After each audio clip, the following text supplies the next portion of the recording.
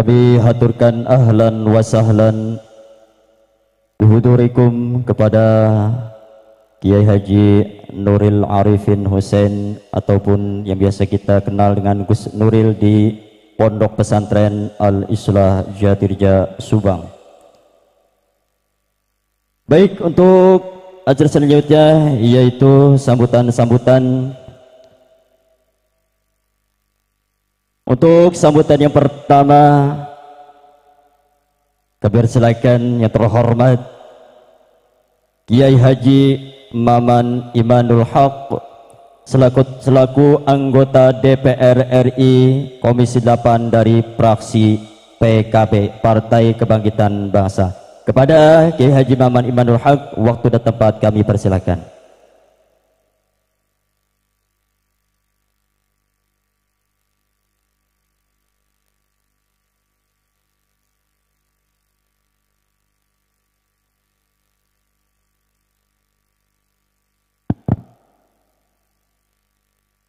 Assalamualaikum warahmatullahi wabarakatuh.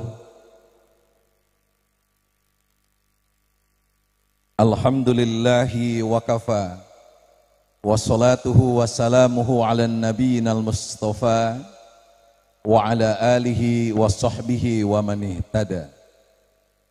Amma ba'd, ashabal fadilatul a'izzah, para alim, para ulama, masyayikh wal asatid, tokoh-tokoh masyarakat, sepuh bini sepuh, wa ala ru'usihim hadratul walid sayyihina wa murabbi rohina Kiai Haji Usfuri Ansor dan seluruh masyayikh pesantren Al-Islah Compreng.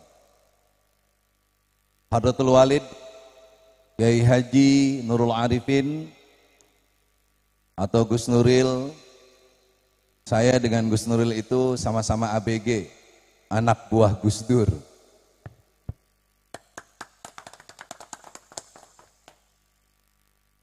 Kalau beliau menjaga Gus Dur, menjaga Indonesia itu betul-betul sepenuh hati, jiwa, raga, waktu. Kalau saya masih setengah-setengah. Karena saya masih dibiayai negara untuk membela NKRI ini jadi anggota DPR RI. Yang saya hormati seluruh pejabat, baik sipil, TNI atau Polri, orang tua santri, dan seluruh tamu undangan. Hadir juga di sini anggota DPR Kabupaten Purwakarta, Teneng. Yang pertama, saya mengucapkan selamat kepada Al-Islah. Tadi saya minta testimoni Gus Nuril terhadap pentingnya pesantren untuk menjaga Islam akhlus sunnah wal jamaah ala tariqati nahdatil ulama. Kalau tidak ada pesantren, kalau tidak ada Kiai Usfuri yang telah menelurkan begitu banyak alumni, maka nggak tahu bagaimana nasib Islam. Saya kebetulan habis lebaran 7 hari langsung ke Spanyol, menggagas apa yang disebut dengan Interfaith Dialogue, Jakarta, Madrid, dan Abu Dhabi. Tahun 711, Tariq bin Ziyad, seorang panglima diutus oleh Gubernur Musa bin Nusair untuk menaklukkan Andalusia. Andalusia itu terdiri dari Spanyol, Portugal, dan sebagian Prancis. Dan Islam berkuasa 800 tahun di Andalusia. Melahirkan seorang tokoh bernama Abdurrahman Ad-Dahil. Nama itu dipakai oleh Kiai Weda Hashim untuk memberi nama putranya, yaitu Abdurrahman Ad-Dakhil yang kita kenal Abdurrahman Wahid. Begitu pula di Magelang, Kiai Hudori memberi nama anak pertamanya Abdurrahman Ad-Dakhil juga, yang kita tahu jadi Abdurrahman Hudori. Andalusia melahirkan Ibnu Rus, Ibnu Arabi, Ibnu Hazm, komentator untuk ilmu-ilmu fikih terutama madhab Maliki. Tetapi 800 tahun kemudian Islam terpecah belah, tidak ada kekuatan besar, maka Ratu Isabel dan Raja Fernandes mengusir raja terakhir Islam bernama Abdullah kembali ke Maroko. Tidak ada jaminan Islam masih ada di Indonesia. Walaupun Islam tidak akan musnah di muka bumi ini, tapi kalau Islam di Indonesia tidak dijaga oleh pesantren, tidak dijaga oleh kiai-kiai, tidak dijaga oleh tradisi Islam Ahlus Sunnah wal Jamaah, maka kita akan hancur. Tepuk tangan untuk Kiai Uspuri dan pesantren Al-Islah ini. Saya ini adalah direktur tim kampanye nasionalnya Jokowi Ma'ruf Amin. Hanya 14 orang yang diangkat oleh Jokowi jadi direktur. Akhirnya saya dapat kesempatan tiap sebulan sekali ketemu presiden. Waktu Covid akhirnya landai dari Indonesia, presiden tiba-tiba pengen ngobrol berdua dengan saya. Dia bilang, apa ya yang membuat Indonesia bisa menyelesaikan Covid? Padahal dari sisi apapun bangsa Indonesia itu disiplin, tidak terlalu disiplin. Apalagi orang Subang. Waktu kemarin Covid yang pakai masker itu paling 20%.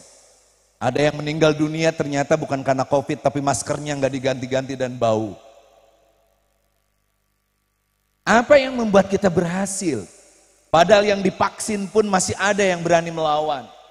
Saya bilang, Pak, yang membuat berhasil Indonesia adalah doa. Betul, Bu?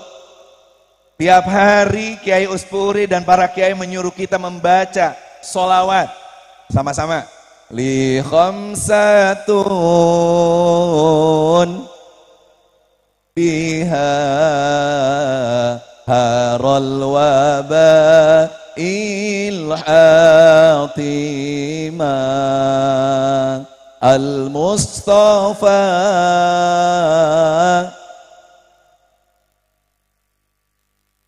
wabnahuma Fatima. Pilpres kemarin kita hampir terpecah, kubu Jokowi dengan kubu Prabowo. Pilkada kita hampir ribut, pilek kita hampir tidak saling sapa. Tapi tidak pernah ada perpecahan di Indonesia ini karena tradisi Islam Ahlus Sunnah wal Jamaah. Kita boleh beda pilihan, tapi tahlilan sama-sama dapat berkat. Kita boleh tidak sama pilihan, tapi pas Maulid Nabi kita bisa bareng-bareng. Alhamdulillah. Bapak Ibu datang ke Spanyol hari ini. 900 masjid di Cordova hari ini berubah menjadi 900 gereja. Masuklah ke masjid di Cordova. Di dalamnya ada katedral. Tapi lihatlah Indonesia, berkat Gus Nuril, kita bisa dengan dekat antara Islam, Kristen, Katolik, Buddha, Hindu mengacungkan satu hal, kita punya Pancasila. Alhamdulillah. Makanya Gus Nuril sering ingatin saya bagaimana Gus Dur cerita tentang dua orang. Yang pertama kiai, yang kedua adalah seorang pendeta naik bis malam. Sebelum bis jalan, kiai baca doa. Bismillahirrahmanirrahim, Bismillahirrahmanirrahim, Bismillahirrahmanirrahim. Kata pendeta, Pak Kiai, mohon maaf ini bukan bismillah tapi bis malam. Kiai tidak marah. Lakum dinukum, nggak perlu teriak-teriak. Gus Nurilah yang mengajar pada kita, sama-sama bangsa Indonesia, beda agama pun nggak masalah, asal satu kita pegang Pancasila. Nggih, tiba-tiba hujan besar terdengar halilintar. Wah, si pendeta bilang haleluya. Kata Kiai, mohon maaf Pak Pendeta, itu bukan haleluya tapi halilintar. Maka sekali lagi, kalau Bapak Ibu ingin Indonesia tetap kokoh, perkuat Islam Ahlus Sunnah wal Jamaah. Dan caranya adalah membesarkan pesantren. Al-Islah adalah ayatum bayinat yang akan membuat Islam tetap jaya di Indonesia. Amin. Yang kedua, saya agak tahadus bin nikmat, Kiai. Tiba-tiba Gus Menteri Agama datang.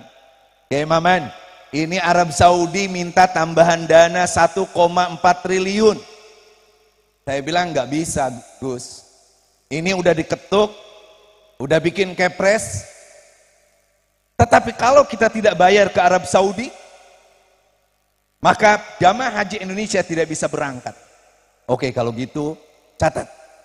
Saya sebagai anggota DPR RI yang dipilih oleh pesantren, diizinkan oleh Kiai Uspuri, saya santri, saya bilang, Gus, saya akan jamin Partai Kebangkitan Bangsa bahwa jamaah tetap berangkat dan uangnya tidak dari APBN, tidak pula dari tambahan jamaah.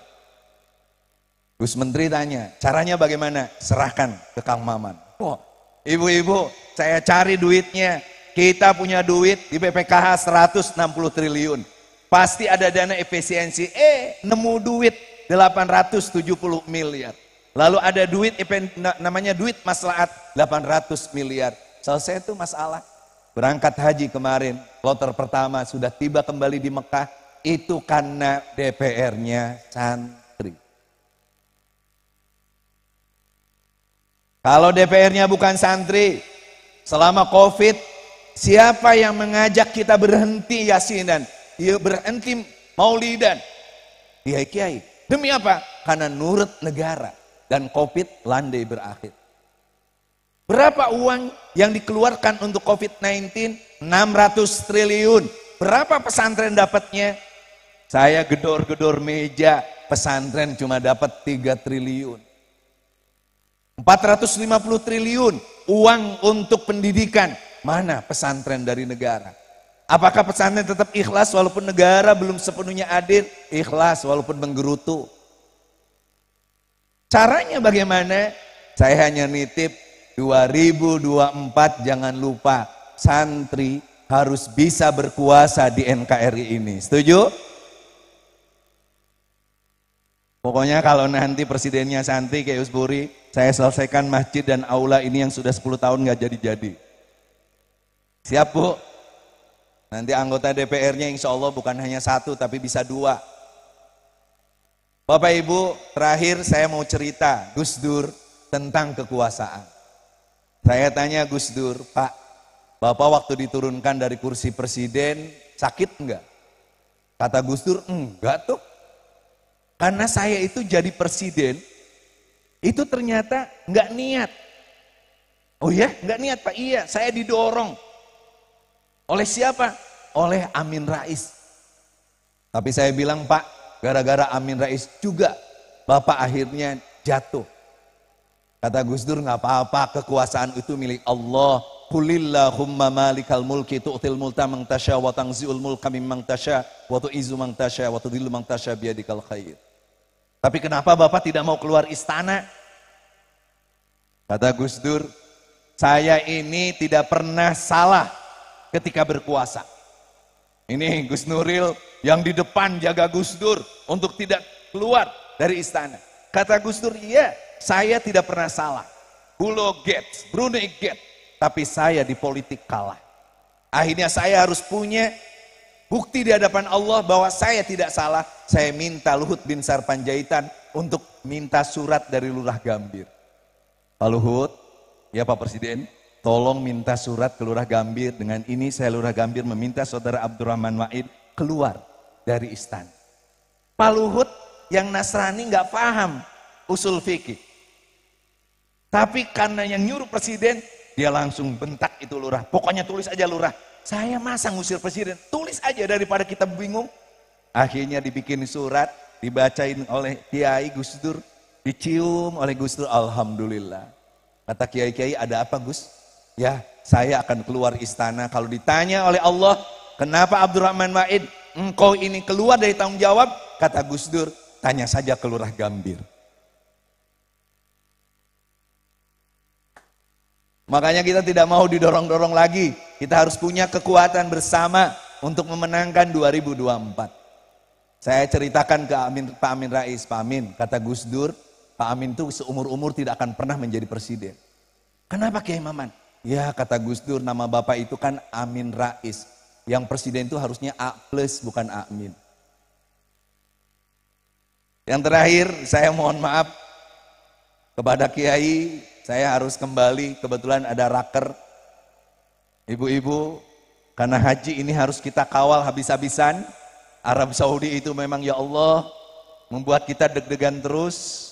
Lalu saya bilang juga kepada jamaah haji di Subang, jangan terus-terusan stres, ngapalin doa. Nanti Kementerian Agama ngasih buku doa itu langsung dikalungkan di dada. Ketika tawaf, ketika sa'i, ketika wukuf, ketika mabit, langsung berdoa pada Allah. Ya Allah, abdi teh hoyong ngadoa bebeakan tapi nu apa da stres ti heula. Ieu doa aya dina buku, baca we nyalira baca bae dewek Gusti. Yang penting nitip saya sehat, nggih boten? Yang kedua, syukur. Bayangkan, Pak, yang bisa berangkat hanya 100.053 orang. Dan ada 58% yang harusnya berangkat tidak berangkat karena umurnya di atas 64 tahun lebih 6 bulan. Berapa biaya haji? 98.437.000. Sedangkan Bapak Ibu cuma bayar 40 juta kurang. Jadi yang berangkat haji tahun ini sesungguhnya disupport oleh jamaah haji yang belum berangkat dan pajak biaya yang kita keluarkan. Mohon doa Kiai, mudah-mudahan lancar jamaah haji Indonesia. Saya akan berangkat tanggal 24, ngawal jamaah haji dari Subang. Mudah-mudahan semuanya menjadi haji yang mabrur. Amin ya Allah ya Rabbal Alamin.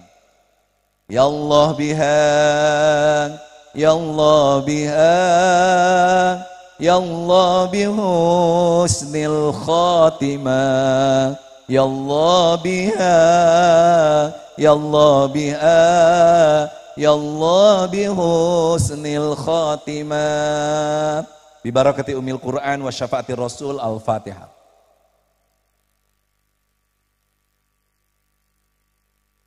Terima kasih dan mohon maaf atas segala kekurangan kekhilafan. Alafu minkum wallahul muwafiq ila aqwamit thoriq. Wassalamualaikum warahmatullahi wabarakatuh.